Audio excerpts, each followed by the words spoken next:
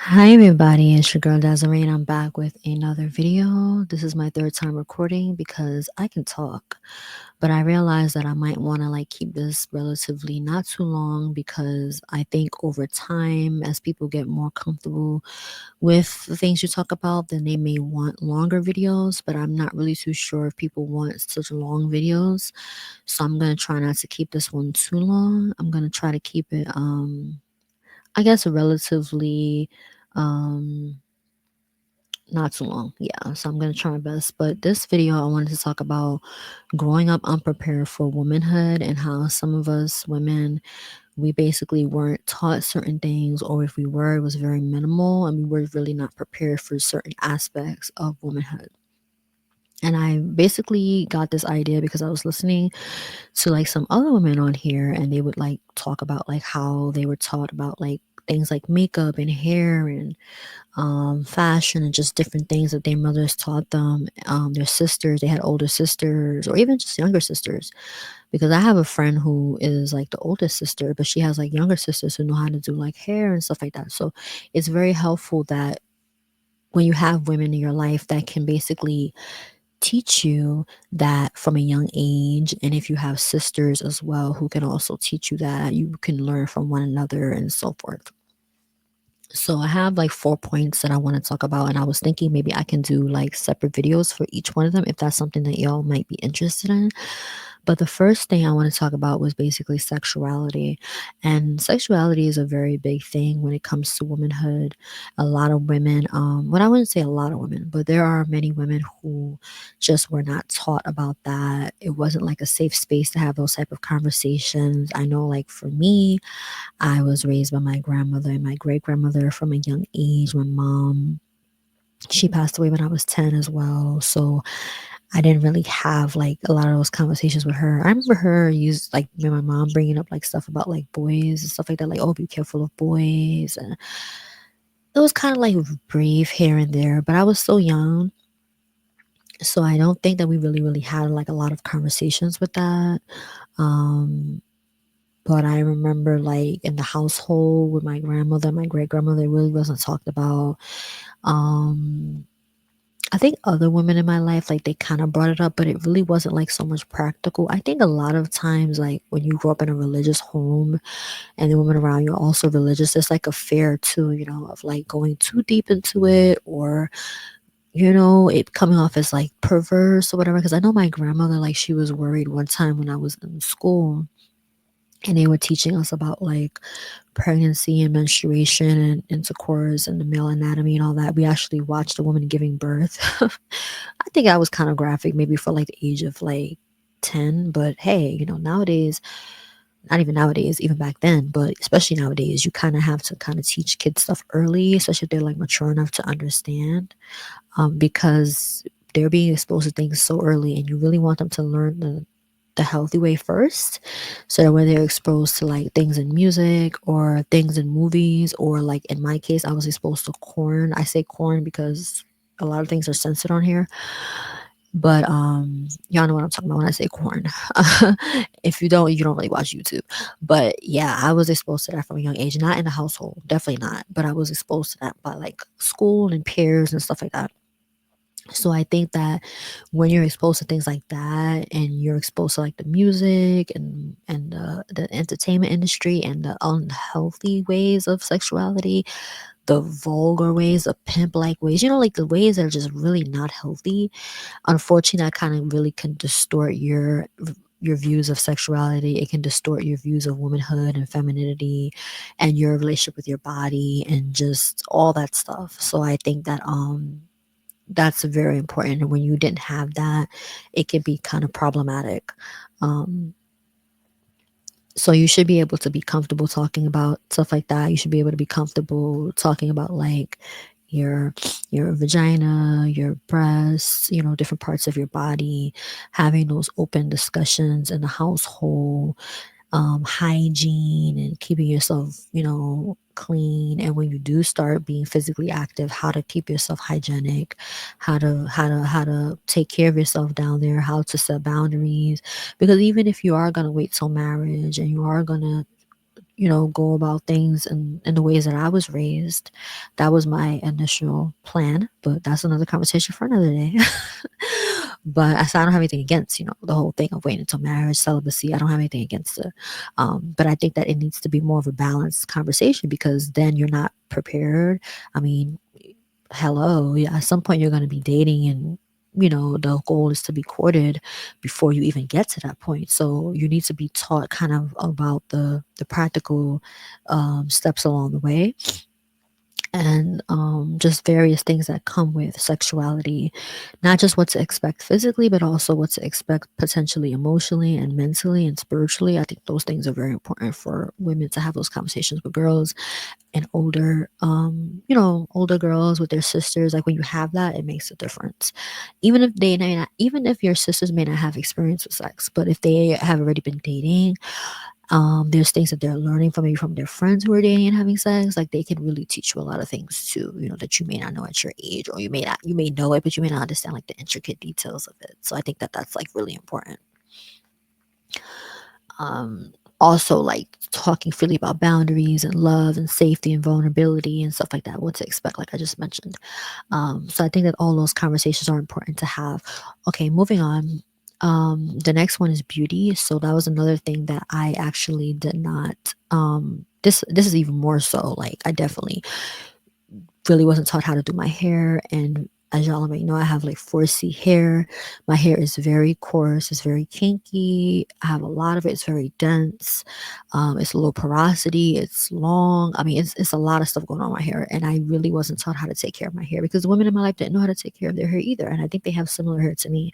So a lot of us, we just went to the salon, and that's a challenge in of itself. Like a lot of times I've had to go through trial and error finding stylists that can do my hair, because even the professionals a lot of times don't know how to do my hair because of the type of hair that I have. So if the professionals don't even know how to do it, imagine how much harder, how challenging, excuse me, it's been for me as somebody who's not a professional, as somebody who wasn't taught, right? So I think that it's definitely been a learning curve, and now that I have locks, it's been so much more helpful. But even in this journey, I've been learning about like moisture and retaining moisture. It's been a challenge, but I definitely want to try going into the new year to play around with stuff and kind of learn about my hair more and more. I already started kind of experimenting over time, but I think that it's getting my hair to look as good as going to the salon, getting my hair to be as moisturized as going to the salon has been a fail. So I have not been able to get it to that point yet, but we'll see. Some things that you're just not good at.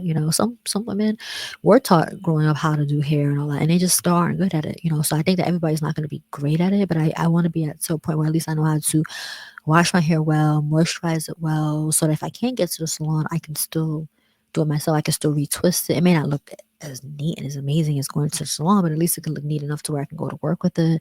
It's moisturized, it's clean, you know what I mean? Like I just want to be able to get to that point where I can do my hair good enough to where I can still go to work with it. Um, Same thing with like makeup and nails. Like I just wasn't taught that, and that goes more into like growing up in a religious home, like wearing makeup and doing your nails, painting your nails, wearing nails. That just wasn't something that was like accepted. The church that I grew up in, it wasn't really something that was like seen as good.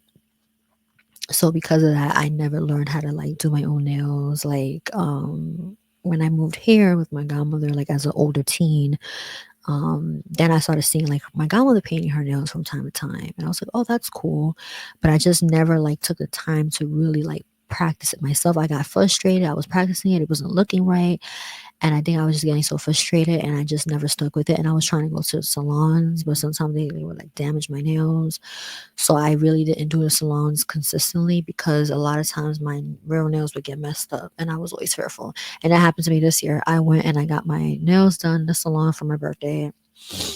I don't know. I didn't learn from last year. But I thought maybe if maybe this year will be different. Nope, my nails got damaged. Had to spend months. I mean, they're finally now healthy again. But yeah, if I do the gel powder, I'm trying to think if the acrylics ever. I think the acrylics messed up my nails, but I don't think they messed up my nails as bad as the gel. I think the gel was like the worst. I think it's because they have to like sand off that stuff after they take them off too. And then a lot of times, like, they want you to do gel again, so you do gel again because if you do the regular manicure, it doesn't last. So then now your nails are getting damaged even further. I mean, it's just really bad. And then when you finally stop, your nails are like destroyed. At least for me, that's been my experience. No matter where I go, my nails are always destroyed if I get a gel manicure. So at this point, I'm kind of nervous. I don't know what to do with my nails, but I made an investment recently to buy some press-ons. I had bought some earlier in the year, but they don't fit, which sucks. So I'm hoping that the ones that I ordered this time they fit. And if they do and I like them, then that'd be great. So I'm gonna try to like practice with that and like kind of like, clean my nails, buff them down, kind of do what the stuff that they say to do. And then I also ordered some gel, some nail glue from online because those who know me know I'm like into like natural holistic stuff. So like I found one online that doesn't have like formaldehyde, doesn't have like a lot of like the unnecessary harsh chemicals in it. So I'm going to try that. The comments were basically saying it's not as strong as they would like, but I mean, I guess that's expected because it's more natural, I guess. I mean, of course it has chemicals, but if it doesn't have like the really harsh chemicals, it may not last as long as the other nail glue. But that's okay. I'd rather do that than to deal with something harsh unnecessarily. So I'll try it out and see how I like it. And if that's something that really works for me, then I will try to maintain my nails with that, with the press-ons. That saves money. I mean, you're still spending money, buying the nails and all that. But if you take care of them well, you can like kind of reuse them. And yeah, I mean, I wear them every day, but from time to time, I like to like, switch it up and wear my nails looking nice. I was thinking maybe for the New Year's Eve or whatever, I can like put my nails together. So I really hope that these nails actually fit. That would be pretty cool. Um, but yeah, I've been learning how to like to paint my toes, and I want to start like kind of like getting more into like taking care of my feet, like maybe every week, like really getting into my cuticles, clipping my nails down, like really fixing my skin on my feet. I don't have pretty feet, but I definitely want to like still like have my nails looking nice and stuff like that. Take a little break from polish here and there, go back to it, and just keep up with my feet. So I want to do that because I tend to neglect my nails because it's not something that I ever grew up really caring about. It was always like my hair that I mostly cared about because that's the first thing that people really see is like my hair. And I have a lot of hair. So people always look at my hair. Oh, you have such nice hair. Your hair is so long. Wow, your hair is so thick. So it's like one of the first things that people see is my hair and my face. So I tend to put a lot more effort into my skincare and my hair, but I do want to put more effort into my nails as well because it does really make a difference in your outfits and just your overall appearance as a woman. So yeah, makeup is another thing too. Like I really wasn't taught how to do makeup because like I said, I grew up in a religious home where makeup wasn't really something that was worn. It wasn't really something that was like accepted. So I didn't learn how to do makeup. But thankfully I know like some level of makeup. Like I understand like the different types of makeup, like the mascara and the eyeliner. I know that there's like cream eyeliner. I know that there's like um not cream eyeliner, what am I saying? Like gel eyeliner, there's like the liquid. Um there is like the pencil. They even have like these pens that you can use. Then like for your eyebrows, it's the same thing. Like you can use like the eyebrow pencil. You can use like the retractable ones. So you could use like the regular pencil. You can use like the what is it? Like the gel. Um you can do all types of stuff like this concealer. Like I had to learn like, oh yeah, I need to buy like a lighter concealer that can work if I want to do like more of a highlight, because I think at first I was buying concealer that was like blending it with my face and I couldn't understand like why it wasn't working. And then that end of itself is a challenge trying to find a concealer that's good for my complexion, because if you get a concealer for like highlight, yeah, it needs to be lighter, but if it's too light, then it doesn't look right because I'm brown skin. So that's a challenge. And then also because I'm into like holistic stuff, like I'm trying to find like makeups that are like not, they don't have like a lot of the harsh chemicals in it. And a lot of the brands that have that, sometimes their makeup is not as good of a quality. So, like for example, I really like the Rihanna Fenty Beauty one that I had at one point, but then it has certain things in it that kind of like made me kind of like a little like kind of leery or whatever. So that was like one of the only foundations I felt like that actually worked well for my face. I don't know if they still sell it. I have to look it up, but it was like more like for like dry skin, like kind of like I have. It was like more like of a dewy type of foundation. And I don't really need foundation that much, too much. Like, obviously, if you're doing a full face, you want to have foundation, but I think that my face is relatively okay without foundation on a regular basis. Like, I know in my picture that I have up on here right now, like for my avatar, I don't have any foundation on. I just have like my eyeliner, not eyeliner, eyeshadow. So I just did like a little eyeshadow in the corner of my eyes, and then I did my lips. That's basically all I did. Um, and I think that looks pretty nice, like the natural look. Because I have like very like strong like contoured face. I have like a sharp jawline. So I feel like when it comes to makeup, it has to be done well. Otherwise, it makes me look worse than not wearing it. So that's another thing too. Like a lot of times, like if I go and get my makeup done by somebody else, I don't really like the way it's done because it looks too harsh. So once again, if the makeup artists are doing it and it's making me look too harsh or kind of almost drag, then imagine me trying to do it myself and I don't know, I'm not a professional.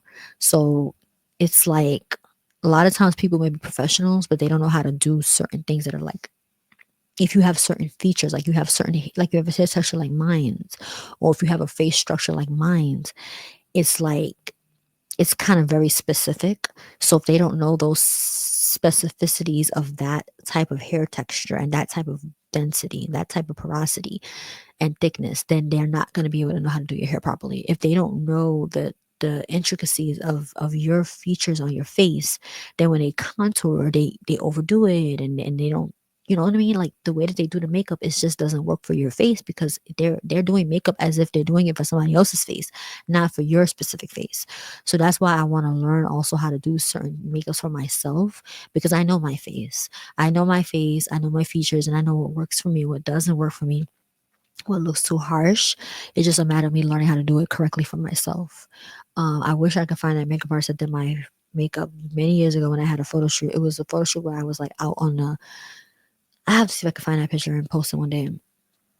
But it's like I was outside, like on like a fire escape, and I had like these jeans on with a nice shirt, and this makeup artist in my face. I think it was that. Was it that make? Was it that one?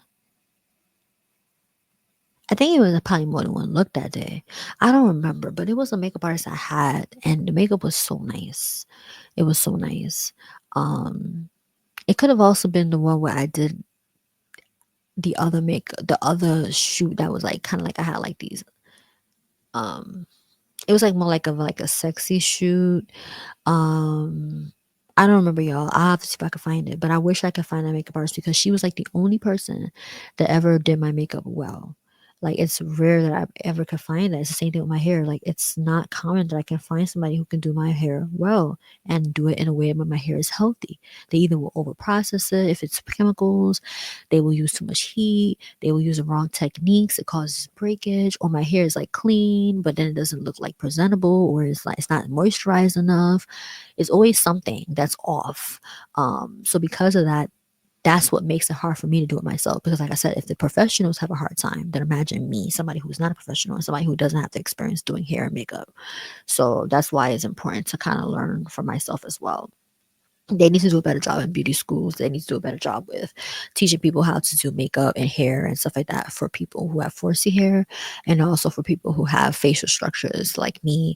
It's gotten better. People, are learning. They're also having better shades now, as far as foundations and concealers and different things for my skin complexion and for people who are darker than me because for a long time you can find that even like with these natural brands like I talk about like the holistic stuff, and then I would find it. I'm like, there's nothing here that I can use. I'll go to Whole Foods. I'm like, everything here is for lighter shades. These are for like women who are fair skin or light skin. I can't wear that. I would look like a ghost. I would look crazy.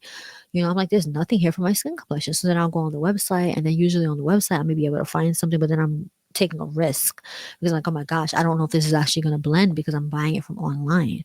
And then you're trying to ask the people who work there. Half the time they're not even your skin complexion, so they don't know.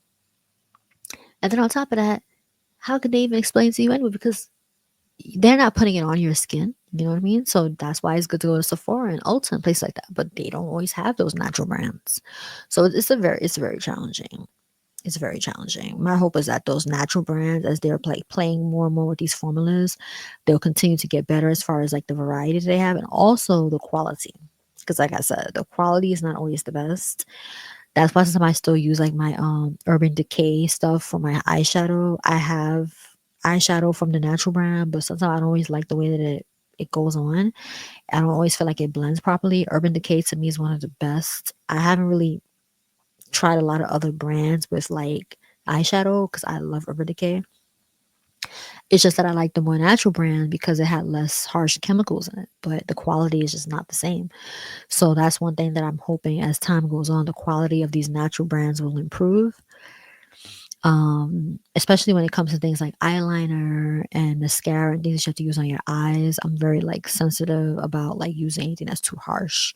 So same thing with my lips. Like I try to use the stuff from the natural brands because anything that you put on your lips, you're ingesting that stuff in your system. Anything you're putting on your eyes, you know, it's very sensitive area. So I try to be careful of the stuff that I'm putting on my skin and in those sensitive areas because a lot of these brands, makeup brands, they have very harsh chemicals in their stuff. So that's that. But there is improvement though. There is improvement. Okay, how much time? Okay, 20 minutes. So let's move on to the next thing. I want to say more about these, but let me just read off the rest of what I have here with beauty. This is how to dress for your body type. Oh yeah, I didn't talk about that. Yeah, so basically me being very, very skinny, me being very petite. I'm only like 5'1", barely 100 pounds, but I have like I'm very top heavy. That also runs in my family, my mother's side. I think the height comes from my father's side. But yeah, that's been a challenge learning how to dress, and I wasn't taught how to dress growing up. I was taught how to dress modest, but I wasn't taught how to dress like fashionably or in style, how to dress on my body type. I just wasn't taught that. So a lot of that has been a lot of trial and error, and it has been taking a lot of time. And then as I've gotten older, I've started to get like a little more in my mid region. So lately I've been like getting back into like kind of dancing and keep myself active so that I can like get my stomach back to the way that it was. I want to slim down my stomach. It's not like my stomach is big or anything, but for a skinny girl, I want my stomach to be like much flat like it used to be. Um, that's just my personal preference. My same thing with my sides. I feel like I'm kind of getting like kind of a little more fat on my sides than I would like.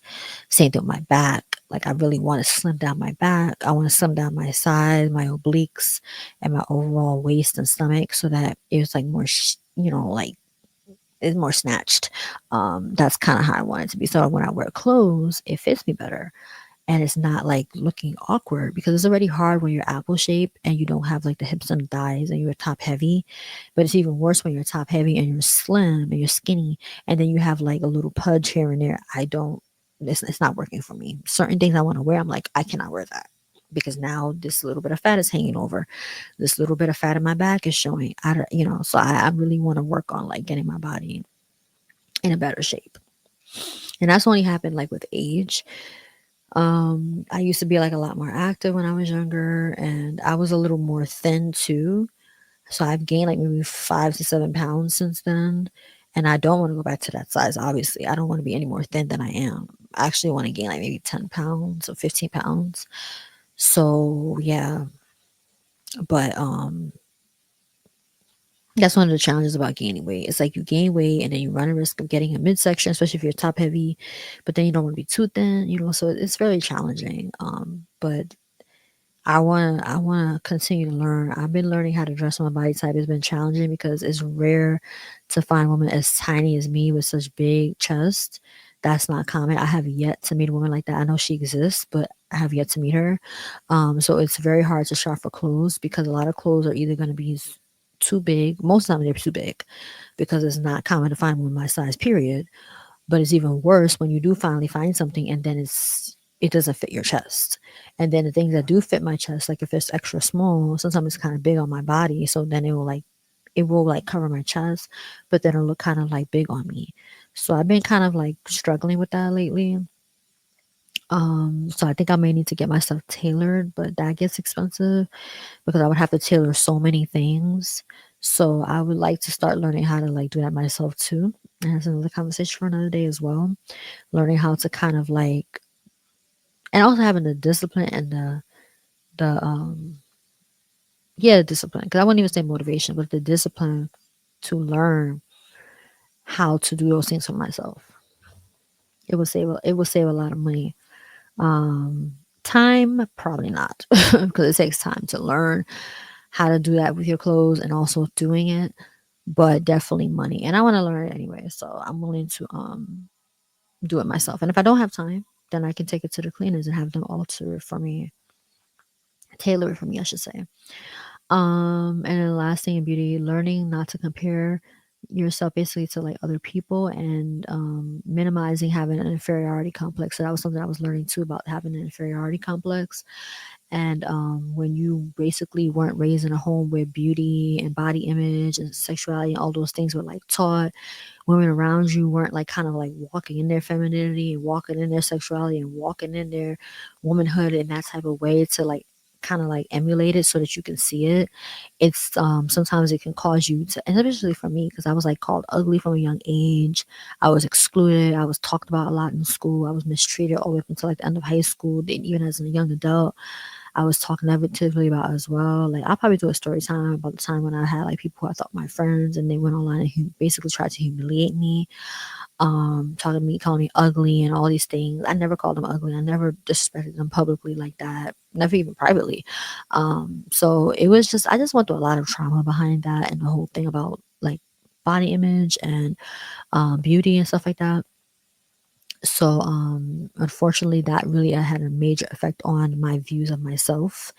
And that was just like a portion of what I was going through. Like I also like lost my mother at a young age. I didn't have my father there. Like I was going through a lot of other forms of trauma growing up. So it was a lot. It was a lot happening simultaneously, and that can play a major role in you, in how you view yourself and stuff like that. So I believe that if you grow up in a home where there's a lot of healthy talk about these things, it kind of helps to minimize your chances of having an inferiority complex.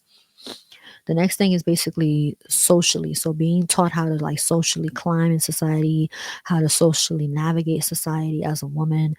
Those conversations, when they're had by women in your life who know how to do that, they're doing it currently themselves. They've been taught how to do it.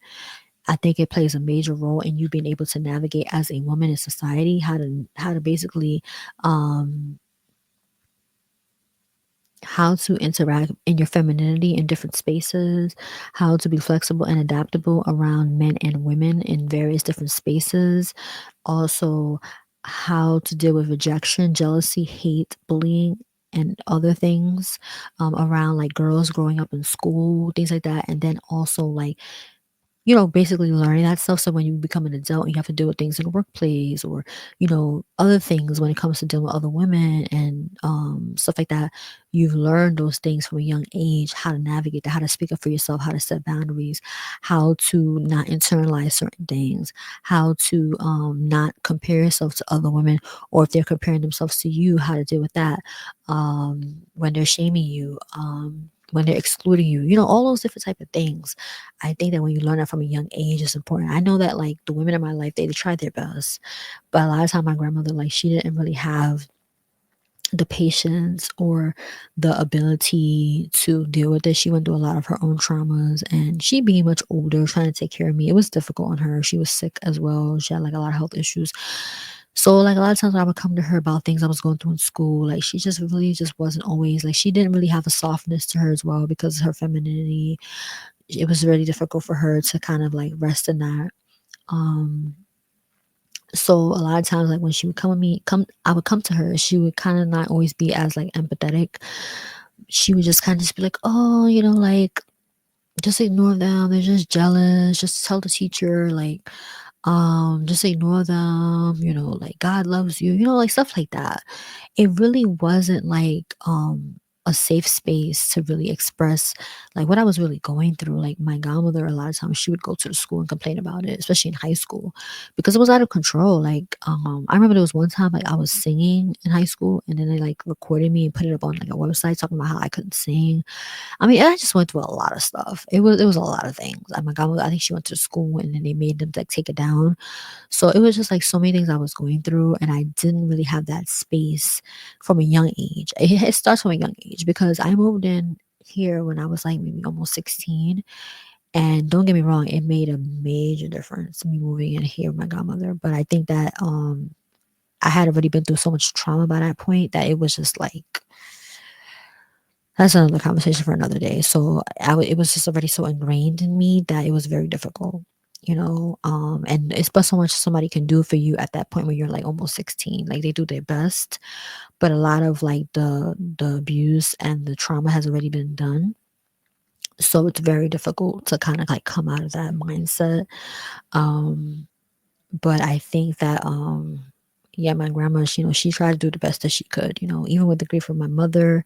Even that is a part of our womanhood too. I didn't write that down, but like going through grief, losing your mother at a young age, not having your father there, that affected me growing up as a girl and growing into my womanhood. Um and I didn't really have a space where I can really talk about that, like telling my grandmother that I missed my mom and that I was sad that I didn't have my dad. And it was just kind of like, oh, like she's resting, or oh, pray about it, or God loves you, or oh, you don't need your father, it's his loss. It just was a lot of like not really like helpful at all. So it was a lot of like grieving that I went through on my own. And I think that all those things like kind of like together kind of makes you like kind of affects your womanhood. So now you're spending a lot of your womanhood, instead of like really being able to embrace your femininity and walk into your womanhood like other women may be able to do, you're spending a lot of that time grieving, you're spending a lot of that time healing, you're spending a lot of that time like healing from traumas, trying to like reframe your mind from all this negativity and all these views that you have of yourself and of other people. Trying not to compare yourself because you've been like criticized your whole life and being told that you're ugly and I'm pretty and you're this and I'm better than you. So now like you're so critical of yourself, you're critical of other people, you're not able to really kind of like rest. How can you rest in your femininity? How can you really embrace your womanhood, your sexuality, all these different things that I've already mentioned, your beauty, different things like that, if you are coming from a place of like that type of, you're coming from an unhealthy space like that. So a lot of times you have to work through a lot of that stuff before you can even like really like get into the other things, because all those other things are going to play a role in that. Like for example, if I'm like doing my makeup and I've been told that I was ugly like for so long, for like 20 plus years, um now it's like if the makeup is not working right, I can't get it right because I don't know how to contour it properly because my face is already really like contoured, or my skin is naturally dry, for example. So like I'm trying to do things and my skin is looking like ghostly and it's looking like too matted. I don't know what I'm doing. Now I'm getting frustrated. Now I'm like, oh, I don't like the way that I look. I look so unattractive. See, this is why I don't do makeup, because I don't like the way it's not blending properly. It's making me look worse. And now it's like now it's not even an enjoyable experience. The same thing with your hair. Oh, I'm trying to do these styles. It's not staying. I don't understand. Oh my gosh, it's hurting me so much to comb my hair. It's so painful. Or oh, I'm trying to use these products, are not working. My hair is still dry. It's not working. Then you're trying to tell people about it. They just tell you, just spray your hair with water. It's like, that doesn't work for my hair. I just can't spray my hair with water. That doesn't work.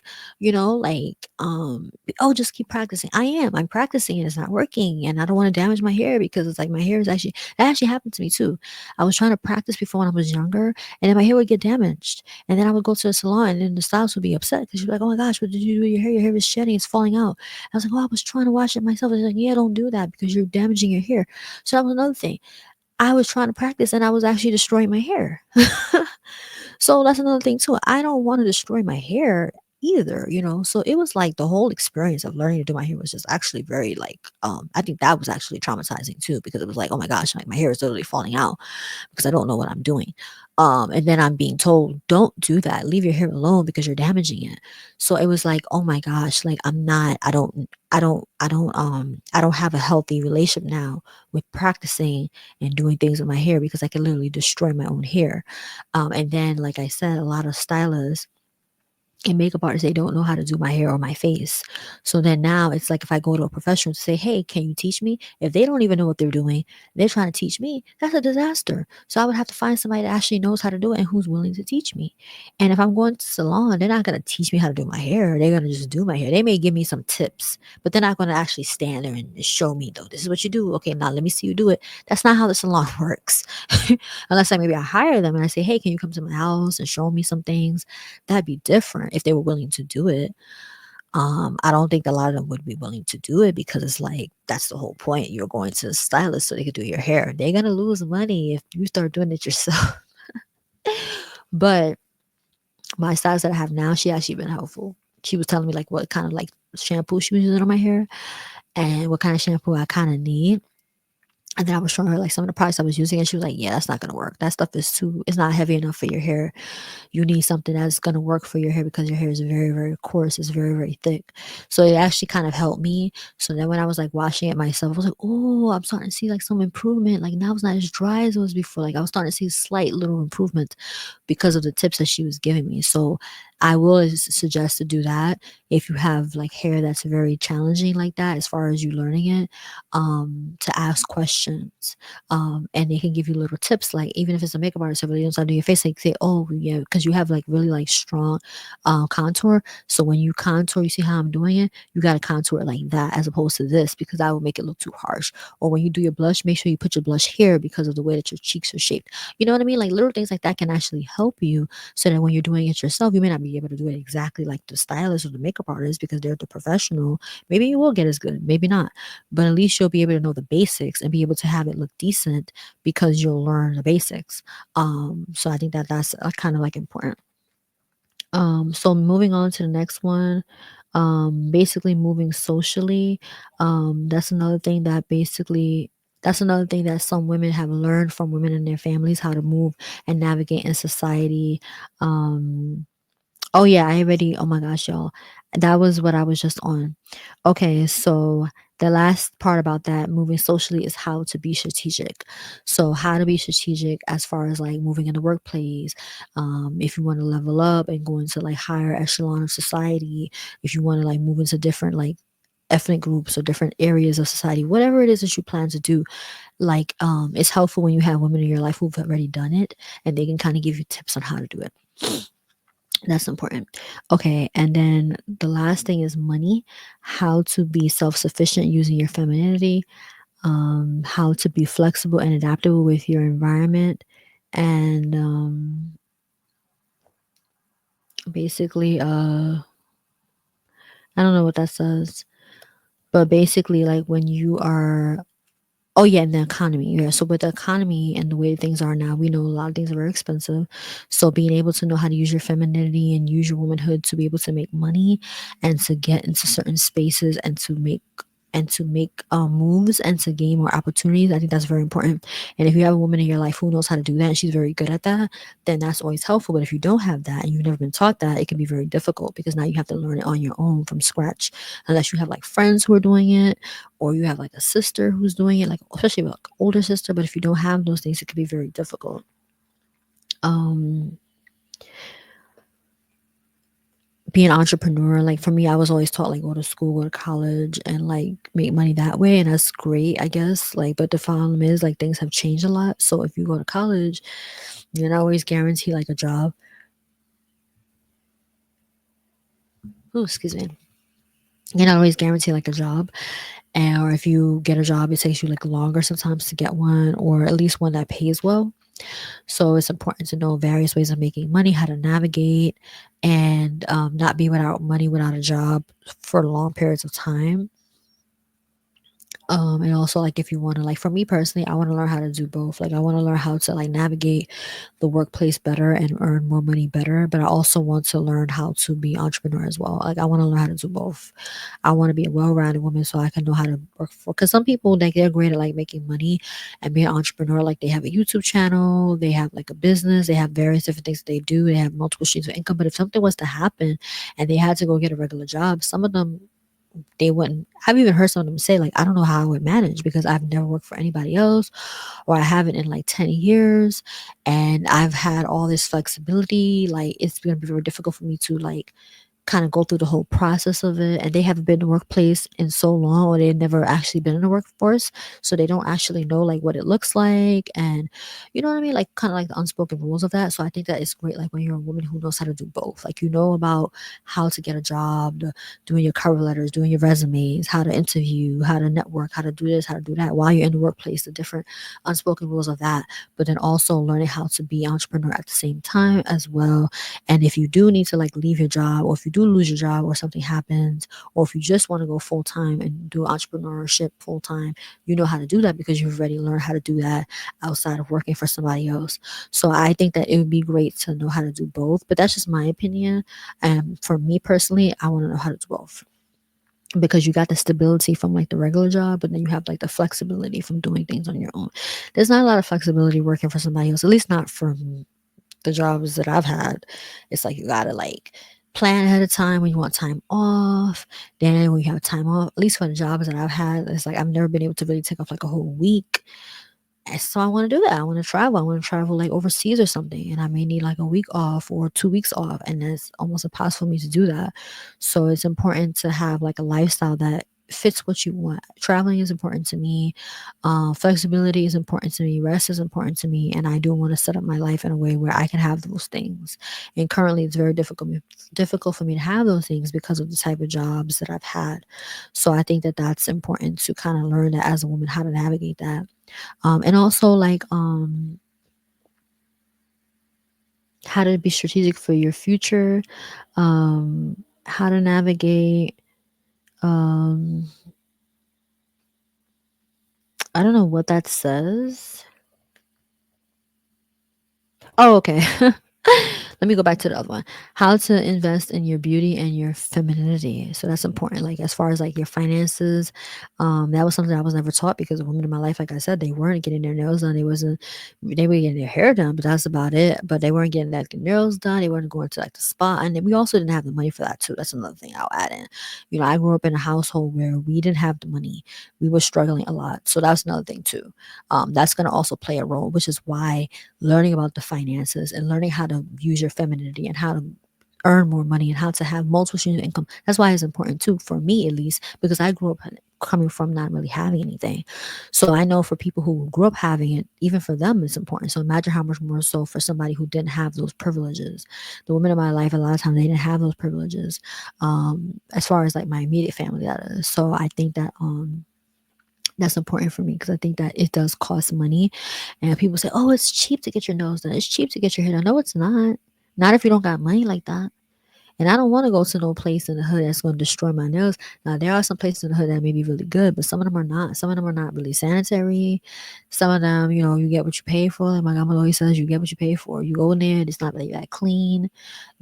People in there, and it's just not the environment sometimes that you want to be in as far as like sanitary and whatever, whatever, whatever. So sometimes like you have to go to a place that's like in midtown or in the city or whatever, like because I'm in New York City, and then they're gonna charge you more. And if you're doing that like every 2 weeks or whatever, or every month even, it adds up. I mean, you gotta tip those people too, so it adds up. And then you're still doing your hair, you're still doing other things as well with your beauty. If you want to go to the spa, you want to get all these other extra things. So it actually is very expensive to maintain your beauty, especially if you're going to do various things like the spa, the sauna, your nails, your hair. You're buying makeups, you're buying all these different products. It does definitely add up. So when people say it's cheap, I'm like, I guess it's cheap if you're willing to go cheap, but if you're wanting quality stuff, you're gonna have to spend money. And a part of that is also learning to be um wise with that and how you spend your money and that you're not going broke. Because that's the thing that was happening to me when I was younger. I was always having my hair done, but then I was also broke. So that was like, I was like, I'm not willing to go broke just to have my hair done. Um, yeah, I'm not willing to do that. So that's why I had to change. I had to change some things around from what I've been doing. And then the last thing I'll say is how to navigate finances with men and with dating and marriage and also children if applicable. So that's a whole nother conversation, but that was something that I was definitely not taught. I was definitely not taught about like, oh, if you get married or if you're dating, you gotta be careful with this when it comes to money. My grandmother did teach me something. She used to be telling me like, be careful of giving money to men, being careful of when you're going on a date, if it's a first date, a guy should be paying. I was taught things like that. So I'm not gonna sit here and say I wasn't taught anything. But I mean, as far as like when I was younger, it would have been nice if I was taught these things earlier on, because by the time that I was kind of like kind of learning some of those things, it was kind of late because I had already been dating and I kind of had already learned the hard way in some ways. So I think that like that was just kind of unfortunate. And I don't really know. Um, yeah, I don't want to get too much into that right now. I don't want the video is already too long. But my point is basically these are some of the things that are important growing up into your womanhood. And let me know in the comments if you were raised by women in your family where they taught you these things and how helpful it was and how it helped you navigate, your womanhood. Share that in the comments. And if you weren't taught those things or if you were taught them on a very minimal level, let me know how that was affecting you as well as a child and growing up into your womanhood. And last thing I'll say too about like being moving socially is that you have to be very careful as a woman because yes, you can always move socially maybe a little faster if you use your sexuality, if you use your body, if you use your looks and stuff like that. But you have to be very careful with how you go about doing things because I think that respect is very important, and I think that you want to be careful of your reputation.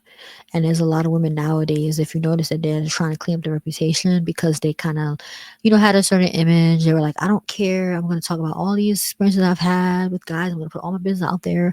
I have my whole behind out. I don't care that I was dancing. I don't care I was selling some poop on the side. I don't care. And they were basically kind of almost like celebrating it. Not as some women were celebrating it, but some women were just kind of open with it. And there's something wrong with sharing it and being open about who you are, but just know that when you do that and when you take those different routes, it comes with consequences. And that also may include you not having access to certain opportunities later on, you not having you always being seen in a certain way. So I think that it's very important to be careful of that.